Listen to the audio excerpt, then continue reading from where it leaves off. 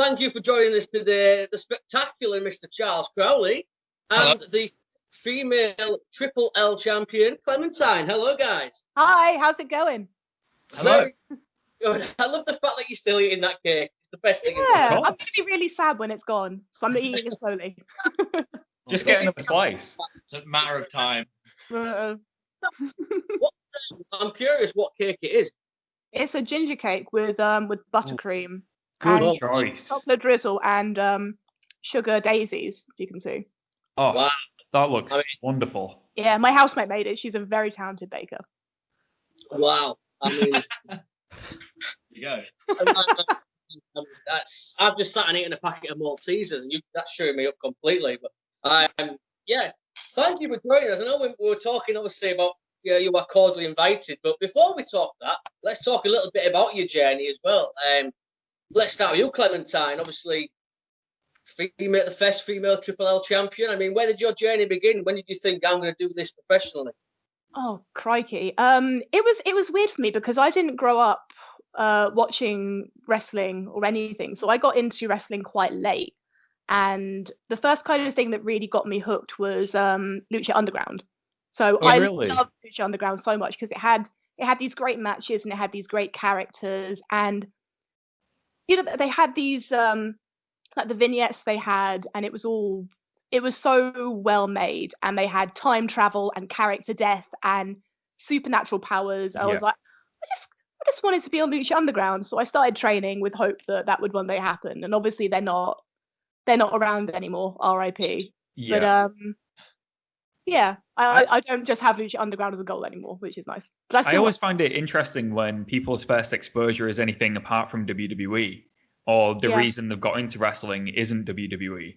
And I've heard a few times people say New Japan got them into it, or like WCW, obviously, but Lucha Underground's a new one. I think that's really interesting. Yeah. Was it the theatrical style of it which really drew you in then? It was, yeah. And I found that because I'd watched a little bit of WWE before, and you know, I was invested, I was entertained, obviously, but when I saw Lucha Underground, there was no character that I didn't care about. There was no one I wasn't invested in, and the matches to me they just felt so creative, and there were so many stipulations. And yeah, like you said, characters got killed off like it was a film, like Game of Thrones, with like a magic gauntlet and time traveling and lizard people. Just it had everything. Yeah. I love it. And is that the style you like now? Obviously, Lucha that's a big part of your style.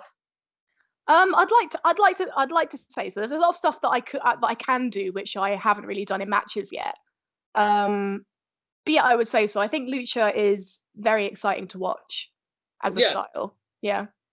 Yeah. And what was it? I'm presuming you trained at the London Lucha League. Is that correct? Is it the Lucha House? The Lucha House. It's a London School of Lucha Libre in Bethnal Green in East London. Yeah. What was that like for you then? I mean, was that a big step, taking that move to go training? Yeah, definitely. I had massive confidence issues before I started training, and I'd look at the school on the internet and I'd make kind of fake plans to go. I'd be like, oh, you know, if I move that to there and I get this bus, then I could go. And it took me months, you know, before one of my housemates actually convinced me to go with them. And I thought, I'll go along, I'll try it and see how terrible I am, and then, you know, I can say I've done it. Yeah. And then I just kind of ended up going every week, and then more than once every week, and I stayed, I guess. Was it harder than you expected when you first started then? I mean, a lot of people say they don't expect the bumps to be as bad as they are, or the running the ropes to be as brutal as it can be. And what was it like for you when you first did your first training session, took your first bump? So bumps I didn't actually mind, because when I was young, I was always throwing myself around and like rolling around, because I grew up in the countryside, so I could just go and yeet myself around a field for a bit with the other kids. So for me, like, the bump was nice because it was winding in a kind of refreshing way. Might sound a bit strange. Running Never the heard ropes. that one before, but okay. Running the ropes was a different It's story. a really weird thing to hear, but I completely I understand. It felt really refreshing, kind of like, yeah, because I knew what it was going to lead to, and you know, one simple bump can lead to, you know, bigger bumps and like different sorts, and yeah. I love Right? the idea that, like, you know, this little bit of pain could lead to more pain. Yeah. I'm sold. Yeah. No, I totally get that because I trained twice in my life, and I was always the same. My friend, because we're in Hull, so we've got NGW, New Generation Wrestling, Yeah. and they have like a training center. And one of my friends every week, oh, you come in. I'm like, yeah, I'm gonna do this night instead, so I can make it. And then when it came to it, I didn't go. But I ended up doing 2 training sessions. Realized I was too fat and unhealthy. And didn't do it. I just, I couldn't do it. But, Callum's always quiet himself, but Callum's a trained wrestler. He's done shows. I'm going to throw him under I the bus did a little just bit. under 100, and it was about 10 years ago. So I feel like I've never taken a bump before. So You it said was that back so Just casually. under 100. Like, just under 100. it was over just under 100 matches over the space of about 4 years. British wrestling wasn't quite what it is now. Yeah. Promotions were few and far between. The training schools weren't very good. Yeah. But Be yeah, honest. I took a few bumps, and I'm glad I don't do it anymore, because leave it to the people who can actually do it. Now, be honest, you do hold a victory over Nathan Cruz. Come on. I do hold the victory over Nathan Cruz. Do Well, you? I can't I say do, that. and I'm sure he'd like to forget that. I admire that because I helped out at a show that was being streaming live, and after his match, he walked past and shoved my head. And there's footage of it. There's footage of him walking past, shoving me, like, because he doesn't know who I am. And I went, and there's footage of it, and I will never forget it. And one day I'll face him and I'll beat him. So I admire you and I Don't worry, respect you. buddy. And I'll come If to you you need for any tips. need any tips or anything, you come Yeah. to me. We'll chat. Where his weak spots? That's all I need to know. Before we ask you, obviously, Charles, about your journey, I just want to say it's amazing that you have not finished that cake yet. I mean, how is that still there? I put it down to talk. Oh, fair enough. And then I remembered it was there. I was like, well, good thing I didn't finish. It won't last long, though. It won't last long. Fair enough. Well, obviously, Charles, I have actually done I was listening to an interview you did a while back. I had it on yesterday, just doing a little bit of research. And is it right? You came in a bit later your journey to wrestling. Yeah, so it's similar to Clementine. Like, I was late to everything. I remember wrestling being a big thing at school, but it just wasn't on. I don't know why. It just wasn't on at home. And I remember, like, Eddie Guerrero was the first. Like, his passing was the first big news around my school, and I was like, "What's? Oh my god!" Everyone's like devastated. And I was like, right, I'm gonna make it my thing to find out. Went on YouTube and saw his tribute video and bawled my eyes out. And I was like, I don't know this person. Like, I've heard of him loads, and oh my gosh, that tribute video was just. But weirdly, it made me want to find out who he was. And then once you go down that rabbit hole, there you go. Was it And the tribute video of Here Without You?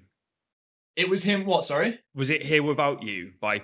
Is it Three Doors Down? I Because think that makes me cry every time. I think it was Hurt, but Oh, it just okay. yes.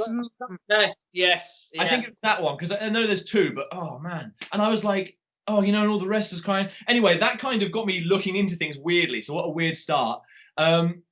And then I saw Edge. So my route is the WWE route. Edge is very much my favorite, like by miles. And then I was hooked and just kind of carried on watching it.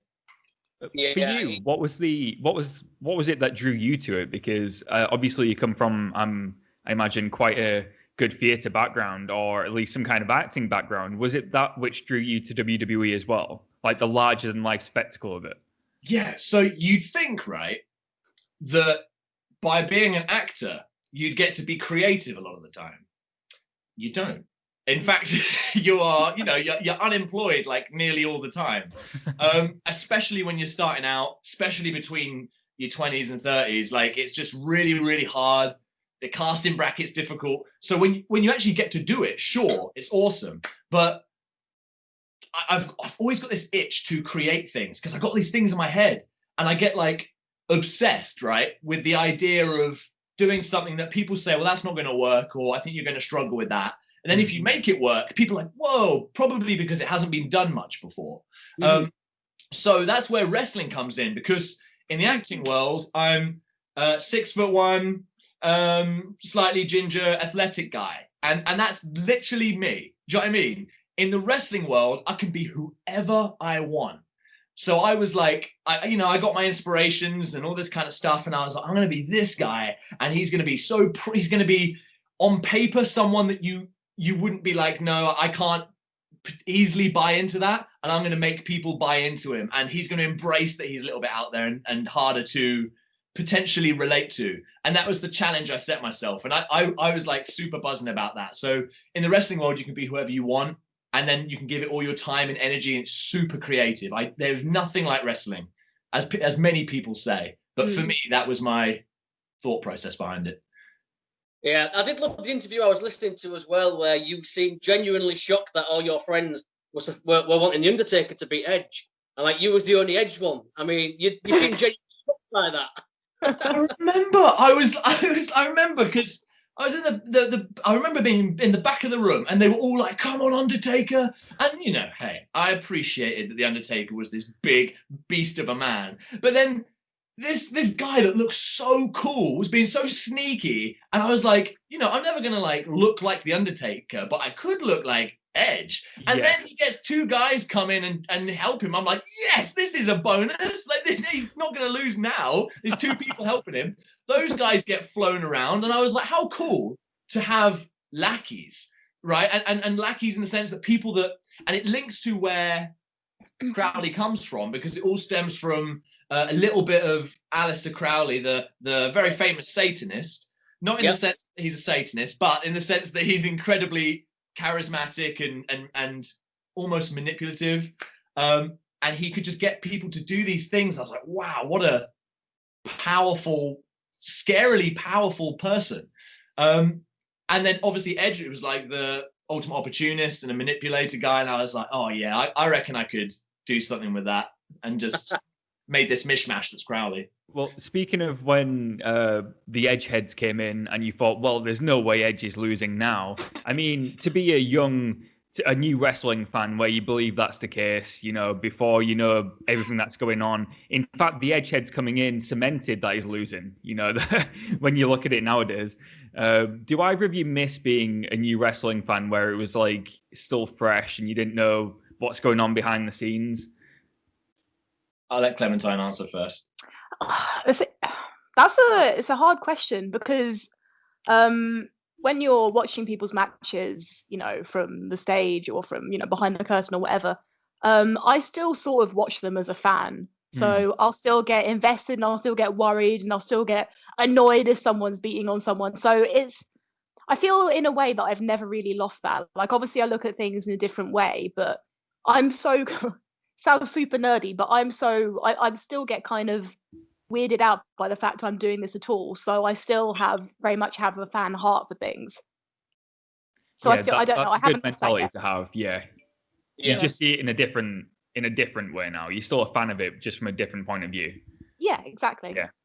It's tricky, isn't it? Because like, obviously the more you do anything, the more you act, the more you watch for people's performances, and it can ruin it. It's, you kind of lose a little bit of magic. But I do think a part of that is just because wrestling became and has become, I think it's actually changed, it's moving onwards now, but it became kind of predictable. And because people know what it is, and they can see these, they can kind of start to figure it out. And I actually think that's starting to change a little bit. Like, you can still, other wrestlers watch matches and they're like, I didn't see that coming. Oh, I actually thought that was going to happen, and this was going to happen. And so that's still the magic. It's still there. It just comes out in a different way. And like, obviously, like, you are cordially invited, whatever you want to call it, whether it's some form of wrestling or entertainment, whatever, But like, again, people are watching it and they're like, this is new. If it's new, it's always people are going to be taken on a journey. And if you can take people on a journey, then I think that's pretty awesome. I think it's still doable, even for people that watch it so much. I feel like what you produced is actually the definition of pro wrestling, though. It's something that like transcends just the in-ring action and tells the story. I don't think there's any. That's why I've loved the cinematic matches so much, which have been done. Yeah, it's such a new, fresh thing. I think, weirdly, I'm not a huge fan of cinematic matches, but I am a fan of the cinematic style when it's self-aware. So like Lucha Underground, they know what they're doing, They're making super entertaining stuff. And I know WWE, you know, like, I mean, the Boneyard match I did enjoy, but like, it's hard to know in like, you know, was that little hand at the end supposed to be funny? You know, like, I think it had to be, right? It wasn't even a real hand. There you go. Like, that's you go. You don't know, do you? So we'll always be talking about it. But like, you know, when it's self-aware and stuff, it can be really, really good. And yes, I mean, a lot of people may argue with you that it's not at all the definition of pro wrestling, but that's the beauty of it. People were talking and people were entertained, whether you like it or not. People had some content and it was new and different in some form. And that was the goal, you know? So that's pretty cool. Yeah. Obviously, we'll talk about You Are Cordially Invited because, like I said, me and Callum watched it about 4 times and absolutely loved it. But before I do get into it, to quote Ron Burgundy, you two are probably wanting for murder, because it's still real to me, man. And I've watched that thing. I mean, it's all on the internet. I don't know if you've seen it, like how many views it's got, but a lot of people saw the crimes you did. A lot of people died. Look, I don't think I killed anybody. Well, some would say you're responsible for all the deaths, really. I mean, well, I find that very suspicious. I was just trying to do something nice for BritRest, and it went awry. But my hand's clean. And also, obviously, Clementine. Oh, she's back. She's gone. Where is she? Are you there, Clem? Can you hear us? I'm just starting to hear people again. Can anyone see me? Have I got? Yes, we can see you. Okay, good. I am curious as well. Before we talk about it, that little monkey with the drum cymbals. Are you having nightmares at all about that, Clem? I mean, yes, very much so. It just means that my trust for small animals in outfits was completely unwarranted and fake the entire time. I see a dog dressed like a sausage and I think, I used to be like, oh, you know, lovely as a dog, as a sausage. I love those things. But now I feel like I need to be careful with where I put my trust, I guess. Oh, no. No! Put him away! It has such dead, soulless eyes. Genuinely, my palms are sweating. He's harmless. Yeah, sure. Actually, just hold it up to the camera for me, and I'll use it in the thumbnail. I'll get a good shot of that. Wait till he gets in focus. Hold on. There we go. Wait for it. Oh God. That's going in the thumbnail. Nice. That actually is really creepy. I'm with you on that one. Yeah, I can still see him. Yeah. It's fine. I don't mind. It's in your house. It can't hurt me. Protection. He's just keeping an eye on me. Fair enough. Doesn't trust you. So, we had Chuck Mambo on a few nights ago. Who? Yeah. Oh man, we've never. My God, what a character that guy is. But he could not praise You Are Cordially Invited high enough. His face lit up when we talked about it. I don't know how we went from. Is it going to be the British version of Talking Shopomania? I mean, is there going to be more? But how did the concept come about? So the concept came about. I mean, thing is, it was during a time where, I mean, things aren't, the environment isn't as intense as it is now because, you know, it's all gone crazy again. But like, it was at a time where we were limited to what we could do. I was just kind of thinking, what can I do? And because there was this kind of vibe, it's like we got to wait, and understandably so, like out of responsibility, we got to wait. But I was just kind of like, yes, I mean, so here's the box. What can I do within here? You know, maybe there's something else we do that people haven't thought of and all this. And I thought, what experience have I got?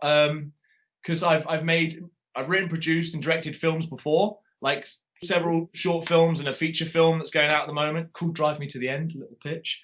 Very good, made me cry. Wow. Yeah. There you go. And so I just kind of thought, well, you know, filming, I did a lot of research. Filming was legal. And I was like, okay, what are the safety measurements and all this? And regardless of what they say I have to do, what can I do on top of that to make sure people are comfortable? And just did the best I could. And yeah, I mean, I just contacted people. I kind of thought, how can, we make something entertaining that can go out to as much of British wrestling as possible. So I picked people from all over the place.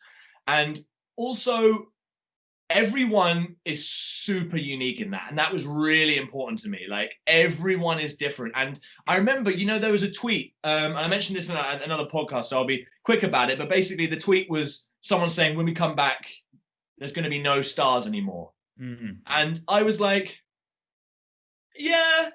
I get where that tweet is coming from.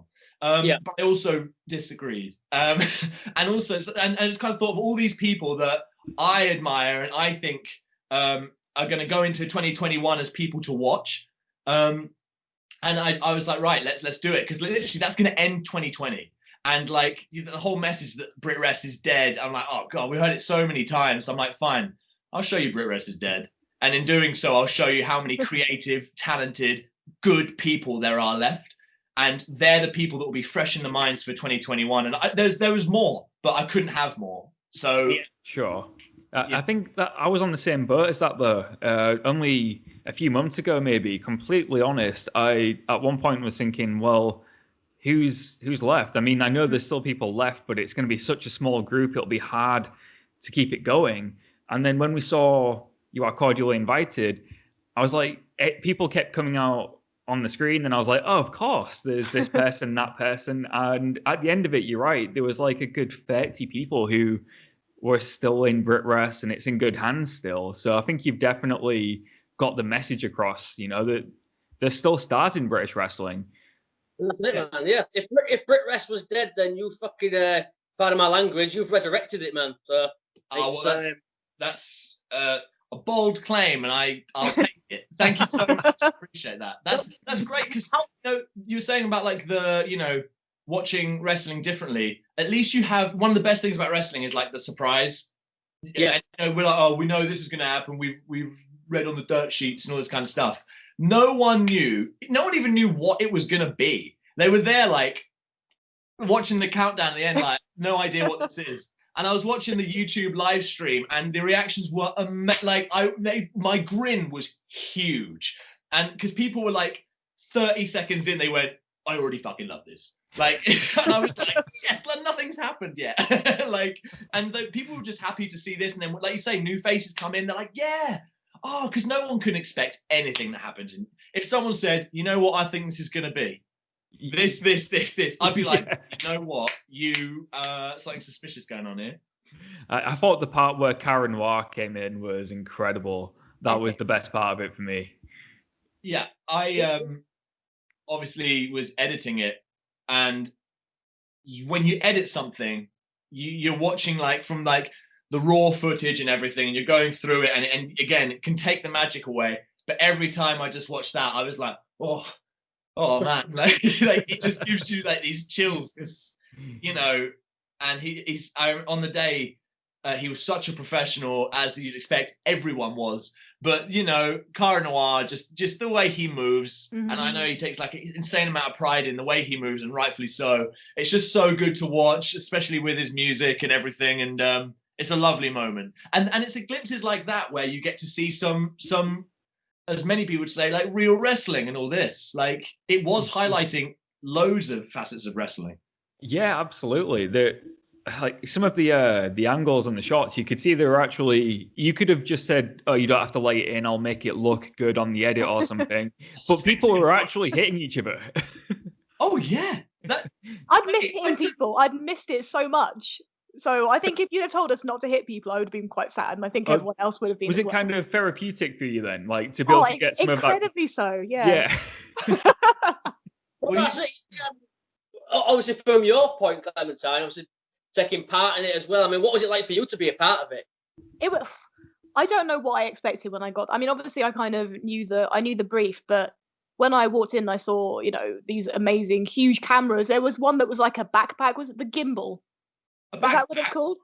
It was like a frame, like a bit of power armor. Yeah, it was a gimbal cam, but it was like it had like a kind of body frame to it that he wore, and cause obviously it was so big that Yeah, it wasn't just like randomly shot on people's phones, which is how most promos and wrestling content does tend to be. This was the production value to me was just like I was blown away. We were treated so nicely. We were given snacks and like warmth, and just it was great. It was an amazing day. I'd 100% do it again. You can tell how wrestlers are usually treated. We were given food and water. It wasn't even that warm, so. I'll be honest. The production was so good. The first thing I said to Jamie when we put it on was, I said, "Is this British wrestling? Are you sure?"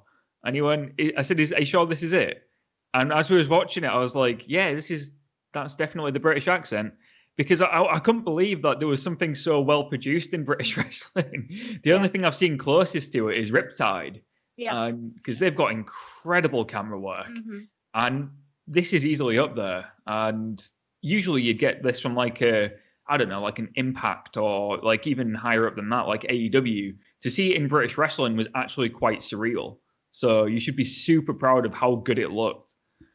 That's an amazing compliment, because it was in my head, because I was literally thinking, I really hope, and it's just me. So I'm like, I don't know what's going to happen really, but I'm going to do my best. And I know, I feel like, I'm capable of doing something special. So here we go. And I kind of thought to myself, like, if I can give British wrestling, because I did think, I was like, when has British wrestling, specifically for and made by British wrestling, ever had something like this at that quality? Yeah. I was so stressed every single day in post-production, making sure there was things that people probably wouldn't have even noticed or cared about, like the tiniest, like I was like moving like a picture like half a cent. I was like, no, it's ruined, I've got to re-render the whole thing. And like, oh my god. But like, yeah, that's an amazing that's so awesome to hear, because even the Riptide are amazing. I admire the people that work there, and they're awesome. And I love that that's their product, because it's so cool. I just totally want to work there and strip for them. But like the TNA and stuff like that, they do have high quality stuff because they've got budget, they've got high quality cameras, but it's not even, that's not the same. Absolutely. Like, yeah. Stage with a nice camera, but they haven't like lit certain things. They haven't, they haven't timed things. There's no story.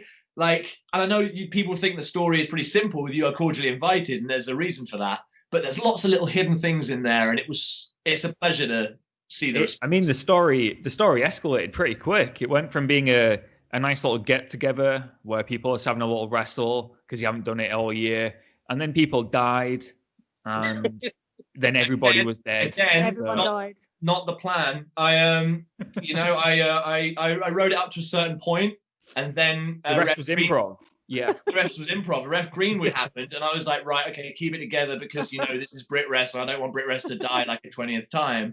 And then Clementine got excited on like a sugar rush, boom, and then it was just, that's it, chaos. That should have been the end scene. An accident.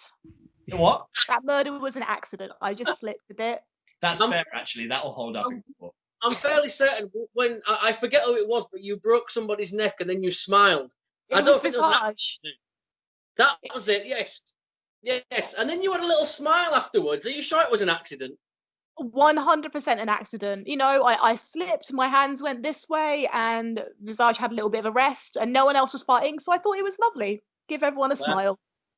Is it too late to do another edit where at the end we just see all of the dead bodies and it just says Brit Rest is dead?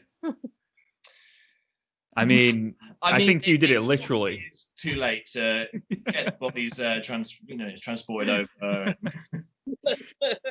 People got the gist. People got the message. I didn't have a body left anyway, so I couldn't have done that. This is true, yeah. But I mean, we've literally watched it about 4 or 5 times, and it's honestly, man, we were so entertained.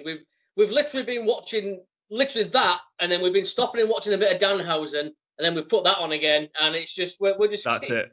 That's all we've been watching. We've just been going between the two, thinking, we'll do some research, obviously, for this interview. The research we only really needed to do was just keep watching it a few times. Yeah. And in between that, watch a bit of Danhausen, and because I think he's he's a character. If ever you do another one again, get Danhausen. He'd be great. He's awesome. Yeah. Again, he's so entertaining. Like, makes wrestling fun. That's what I'm all about. That's my kind of stuff. Because now I just need to see a team or a match between Danhausen and Karen Noir. I think that would be amazing. Imagine. Yeah. I would love to watch that. Oh man, but that was exactly what you said though. It's wrestling's meant to be fun. You know, I'm going to show my age here. I'm 37 in a couple of months, and I've been watching since like 1988. And because I just fell in love with the fun, you know, it was fun. So, and that is exactly what you did with You Are Cordially Invited. All of you involved. It was just fun, and I was entertained. It might have been 24 minutes, but it was 24 fulfilled, entertaining minutes, and it was wonderful. It really was. And the next question is obviously, will we see another one? Are you got plans for a number 2 or? So I have. It's a very interesting question because I was very, very fortunate that I put the crowdfunding campaign out there, and I was like, if people want this or want something like this, I'll do it. And I was like, I reckon I can do it on this amount of money. And people wanted it. And I was like, you're all legends. They're all on the IMDb and all this kind of stuff. And they will forever all be a part of that. And it happened because of them. And then I realized, oh, this is nowhere near enough money to make this. So I had to I put a lot of money into it, and I don't regret it. But obviously that is a factor. And on top of that, it's just me. Like, I had amazing associate producers, but I was doing all of it. Like, as in, like, on the day I was spread very thin. Mm-hmm. A very satisfying experience, very stressful. And I'm someone that likes to put out like the best product. Like wrestling stresses me out so often, which is why I love Crowley, because Crowley, I have so much fun as Crowley, and I need that. So yeah, like, you know what? Is it worth all that kind of stuff? And if there's like funding for it and people really want another one and want to see this become a thing, would I do it? Yes. Would I make it like an annual thing? Yeah. Yeah. Well, I mean, me and Callum, obviously, we don't want to. We're not trying to take credit or anything here, but we feel responsible for talking WrestleMania too, don't we, Callum? I was going to say, where are you going with this? We had no part to play in that. We spoke to Gallows and Anderson, and I think me and Callum, obviously, before talking Shopomania, and I think me and Callum put it in their head for Talking Shopomania 2. We're taking credit for that. Oh, yeah. So, Talking Shopomania 2, that was on Ringsiders. You know, it's credit for number 2 if this happens, just to let you know, right? No, that's cool. Okay, at the top of the special thanks, I'll remember that. We just need a top credit. That's all we're asking. The top, yeah, okay. Top credit. Special thanks to Ringsiders, then producer. Yeah. So thank you. In all seriousness, no, it was so much fun. I mean, we can't praise it enough to you. We've watched it 4 or 5 times, and it's like you say, it's just fun. We sit there and it's just fun. I mean, just Gene Money turning up and saying, "Hey up." I mean, just that got me straight away. You know, I've missed those kind of things, because, like you said, we haven't had a wrestling show since March. In the UK. Be about March in the UK. Well, except for NXT UK, obviously, but an actual aside from that, we're looking like March time. So it was wonderful what you did. It gave us something that we've been missing for a long time. Like I said, just Gene Money turning up and saying, "Hey up." That had me. I was like, I'm in. I'm investing. I'm done. It's the little things, isn't it? Like, yeah. And it's worth starting off that way, because then people are like, oh man, yeah, you know, I've forgotten what Gene sounds like, and like Gene's my favorite. I just want to hear what Gene sounds like, and then you know that's a pop in itself. Like, I was invested from that. I mean, I was just in. That was it. You know, and then Chuck turning up on his pogo stick, and Clementine shitting herself at the little monkey, you know, just it was quite.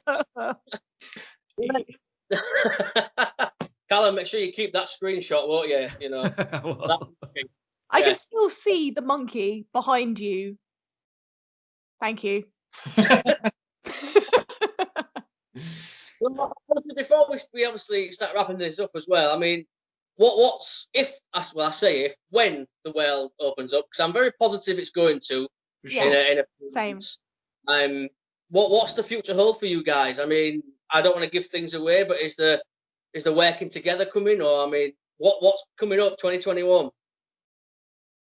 Well, so I mean, I would definitely like to face Clementine. I think we'd have an awesome match, and clearly she loves to loves the pain. So fine, I'll just hit her. I'll just go. Not when you make it sound all weird like that. Oh yeah. You make it weird, but you were saying like, the best thing about a bump is there's a bigger bump, and I'm like, well, okay, there's more pain coming. There's more pain coming.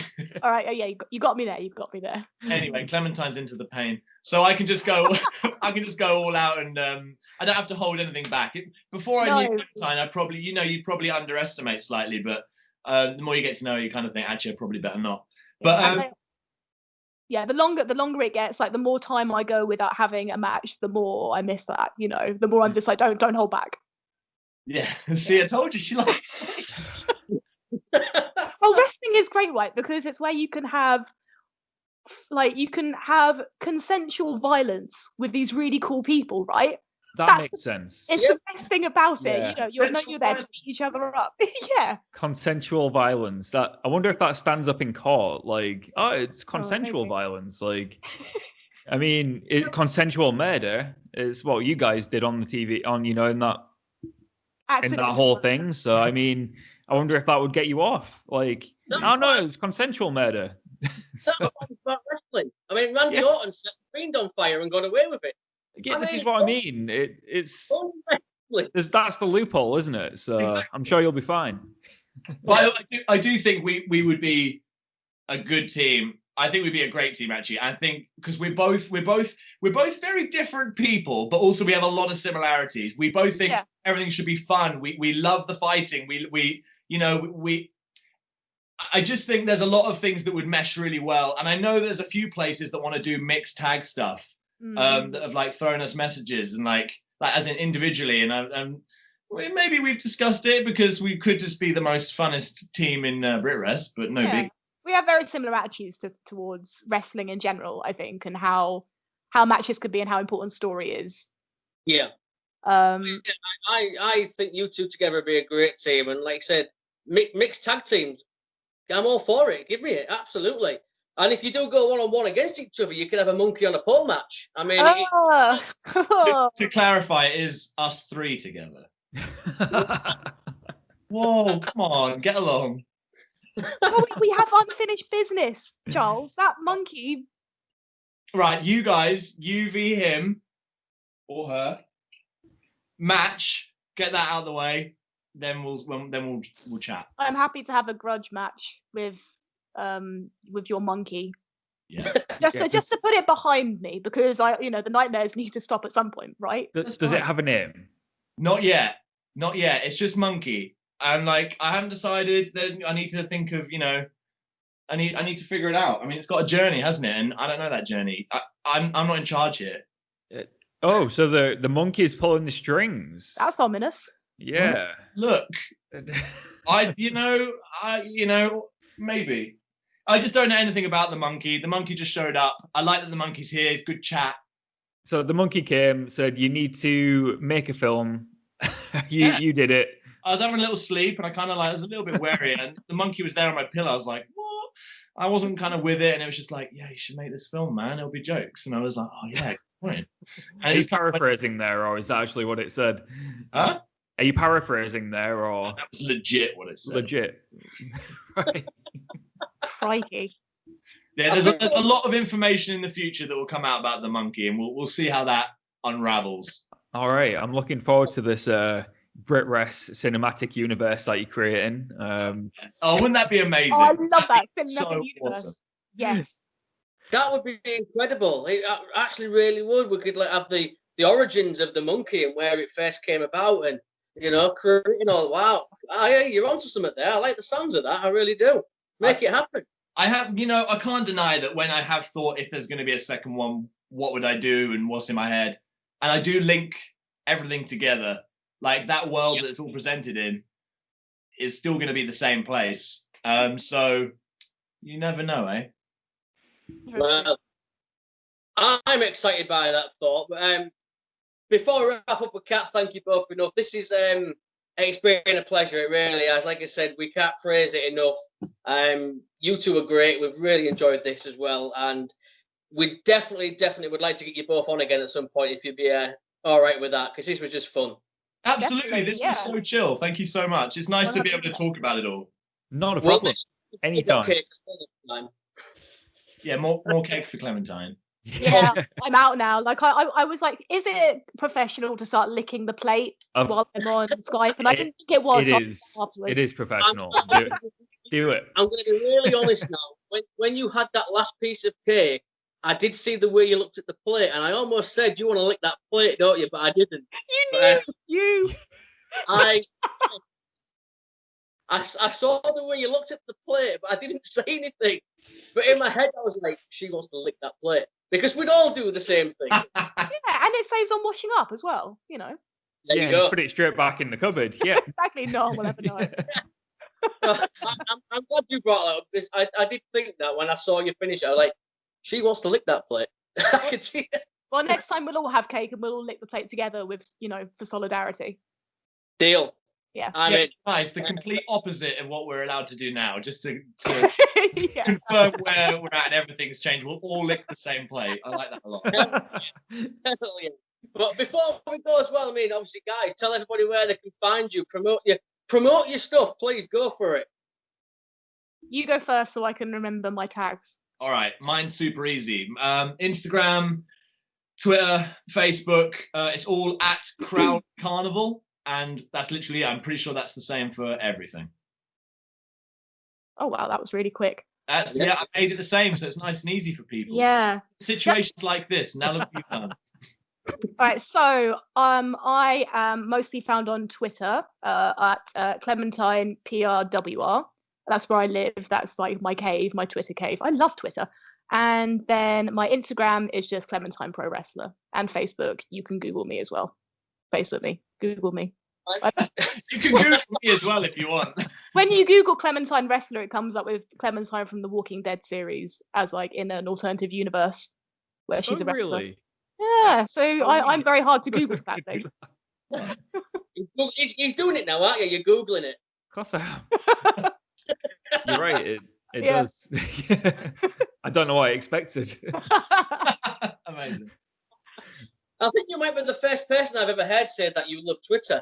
I mean, that's the first for me. I was literally going to say that. I was like, whoa, interesting to hear someone say I love Twitter. I think we all tolerate Twitter. On Twitter. So I know it's always going to have like a nice place in my heart, I guess. Well, fair enough. I mean, if that's what you love, then that's what you love. But for now, we can thank you enough. Clementine, Charles Crowley, we are Ringsiders. Thank you so much. Awesome. Thank you so much for having us.